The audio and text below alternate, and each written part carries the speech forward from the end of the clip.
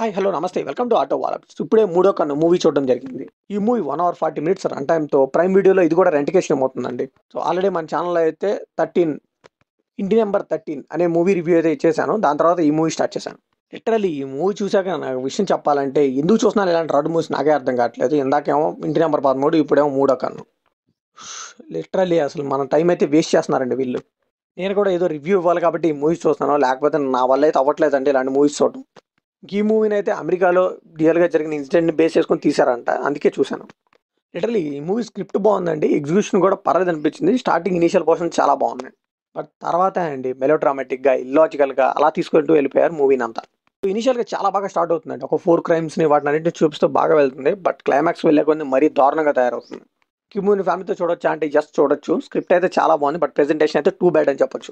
ఈ movie basic story వచ్చేసి writer అయిన సాయి కుమార్ గారిని ఒక ఇంటర్వ్యూకి పిలుస్తారు. ఆయన ఆ ఇంటర్వ్యూలో 4 స్టోరీస్ చెప్తారు. అటు జరిగిన క్రైమ్స్ ఏంటి, వాటి మధ్యన లింక్స్ ఏంటి తెలియడం ఈ మూవీ అంతా. ఈ మూవీలో పాజిటివ్స్ నెగిటివ్స్ అనేవి ఉండవండి, కొన్ని పాజిటివ్స్ చెప్తాను వినండి.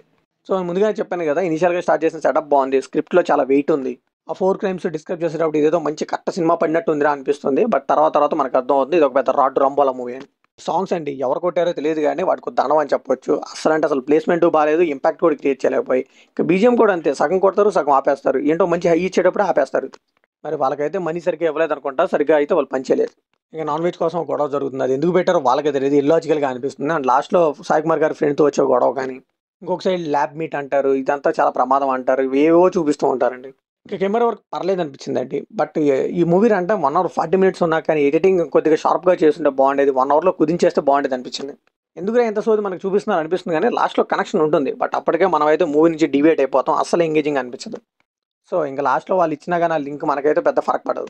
సో ఇంకా పర్ఫార్మెన్స్ విషయానికి వస్తే సాయి కుమార్ గారు, శ్రీనివాస్ రెడ్డి గారు వీళ్ళంతా తెలిసిన వాళ్ళే ఉన్నారు, పర్లేదు అనిపించింది. సో ఫైనల్గా ఈ మూవీకి మనం ఇచ్చే బట్టి ఏంటంటే స్క్రిప్ట్ చాలా బాగుందండి, స్క్రీన్ ప్లే కూడా అక్కడక్కడ పర్లేదు అనిపించింది. బట్ కంప్లీట్గా ఎగ్జిక్యూషన్ అయితే గాన్ అని చెప్పొచ్చు. లిటరలీ మన పేషెన్స్ టెస్టర్లా మారుతుంది. సో ఇది కంప్లీట్లీ నా ఒపీనియన్ మాత్రమే. మరి ఈ మూవీ మీకు అనిపించిన కంప్లీట్ షేర్ చేసుకోండి, లైక్ చేయండి, షేర్ చేయండి, వెళ్ళే ముందు సబ్స్క్రైబ్ చేసుకోండి.